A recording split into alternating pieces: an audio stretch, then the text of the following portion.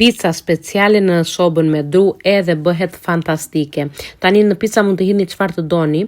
Neve tani përgatitëm si thon ato kërpuda I harova, salam, speca.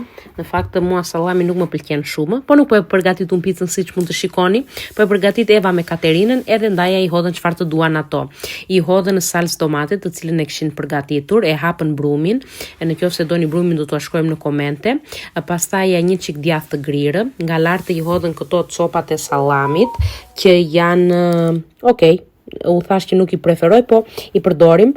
Salam tjetër, domatinja në fakt, speca, çfarë tjetër I hodhën, djathë të grirë, kërpudha, mos e pyesni. Picë speciale, tamam speciale, I ka nga të gjitha brenda.